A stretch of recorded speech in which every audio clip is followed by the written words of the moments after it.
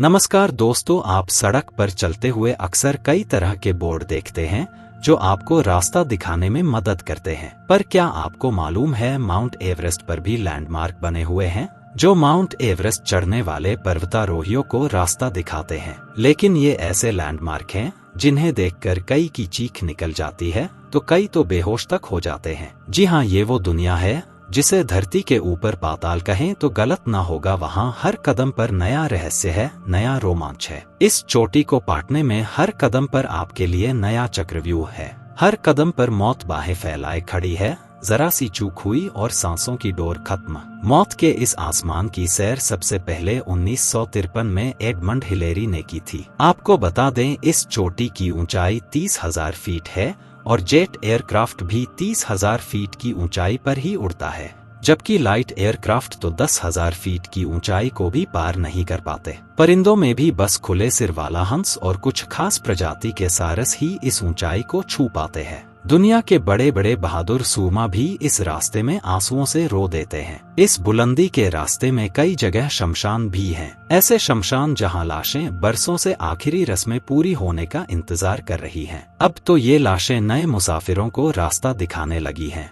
जी हाँ, ये हकीकत है। माउंट एवरेस्ट के रास्ते में तकरीबन 200 लाशें ऐसी हैं जिन्हें नए मुसाफिरों को रास्ता दिखाने के लिए छोड़ा गया है। इन्हें लैंडमार्क कहा जाता है। इस रास्ते पर 1924 से लेकर 2013 तक 248 यात्री मौत की नींद सो चुके हैं। इनमें 161 पश्चिमी देशों से आए पर्वतारोही थे, जबकि 87 स्थानीय शेरपा थे। हालांकि 2014 में भी यहां बर्फीले तूफान की चपेट में आने से 16 लोगों की मौत हो चुकी है और ताज़ा भूकंप के बाद आए बर्फीले तूफान ने इस आंकड़े को और भी बढ़ा दिया है। 2013 तक मारे गए 248 लोगों में से 200 शव अभी भी वहीं पड़े हैं। यही वजह है लोग कहते हैं कि इस रास्ते में कई शमशान पड़ते हैं। सबसे पहली बड़ी दुर्घटना 1996 में हुई थी। तब 8 लोग मौत के इस आसमान को छूने की आस में रास्ते में ही मौत की नींद सो गए थे। इसके अगले ही सीजन में 15 लोगों ने रास्ते में दम तोड़ दिया।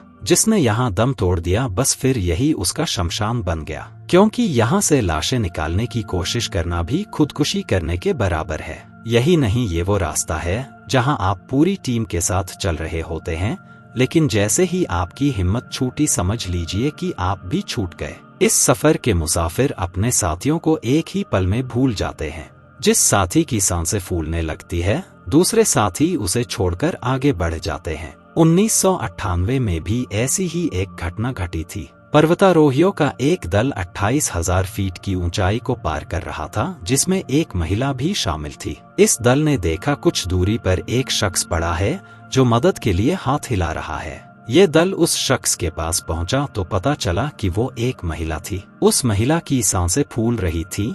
उसके पास ऑक्सीजन की एक बोतल पड़ी थी जो बिल्कुल खाली थी। इस दल में मौजूद महिला चाहती थी कि उस महिला की जिंदगी बचाई जाए, लेकिन इस ग्रुप के पास एक्स्ट्रा ऑक्सीजन मास्क नहीं था जिससे उस महिला को ऑक्सीजन दी जा सके। इसलिए इन्होंने तय किया कि अगर अपनी जान को खतरे में नहीं डालना है तो उस महिला को मरने के लिए छोड़कर आगे बढ़ा जाए। तड़पती हुई महिला को छोड़कर दल आगे बढ़ गया, लेकिन उस दल में मौजूद महिला इस गुनाह से बेचैन हो गई। बाद में उसने दुनिया के सामने पश्चाताप भी किया। उसने बताया कि मरने वाली महिला मुझसे पूछ रही थी कि तुम मुझे इस हाल में छोड़कर आगे कैसे जा सकती हो। मरने वाली महिला का नाम फ्रांसिस था और वो अपने पति के साथ बिना ऑक्सीजन के ही माउंट एवरेस्ट को फतह करना चाहती थी, लेकिन डेथ जोन में जाकर सांसें अटक गई तो पति भी साथ छोड़कर आगे बढ़ गया और जिस दल से उसने मदद मांगी वो भी बिना मदद किए ही आगे चला गया। दरअसल ये वो डगर थी जहां अपनी जिंदगी को बचाने के अलावा कोई दूसरा जज्बा दिल में आता ही नहीं है।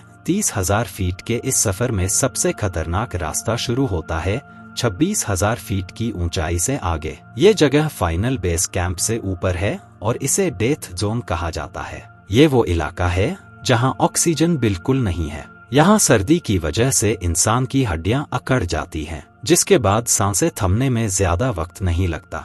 हालांकि अब तो दुनिया के सबसे ऊंचे पर्वत पर चढ़ना काफी आसान माना जाता है, क्योंकि मौजूदा दौर में कई तरह के हिफाजती इंतजाम होने लगे हैं। सैटेलाइट फोन्स के जरिए पर्वतारोही बाहरी दुनिया के कांटेक्ट में रहते हैं, जिसकी वजह से मुसीबत के वक्त मदद की उम्मीद भी रहती है। 1996 में 15 लोगों की मौत हुई थी, जबकि 98 लोग ही लौटे पाए थे। लेकिन 10 साल बाद 2006 में मात्र 11 लोगों की मौत हुई और 400 लोगों ने सफल यात्रा की। बहरहाल अब भले ही आसमान को छूते इस पर्वत के सिर पर चढ़ना पहले से आसान हो गया है, लेकिन रास्ते में पड़े ये शव हर वक्त होशियार रहने इशारा करते रहते हैं। उत्तर पूर्वी टीले पर बरसों से एक शव पड़ा है जिसके पैर में हरे रंग के जूते हैं। अब उस जगह को ग्रीन बूट के नाम से जाना जाता है। ऐसे ही जगह जगह पड़े शवों को अलग अलग लैंडमार्क के नाम से जाने जाना लगा है। दोस्तों, अगर ये नॉलेज अच्छा लगा हो तो वीडियो को लाइक करके चैनल को सब्सक्राइब जरूर करिएगा। फिर मिलेंगे नेक्स्ट वीडियो में। जी धन्यवाद।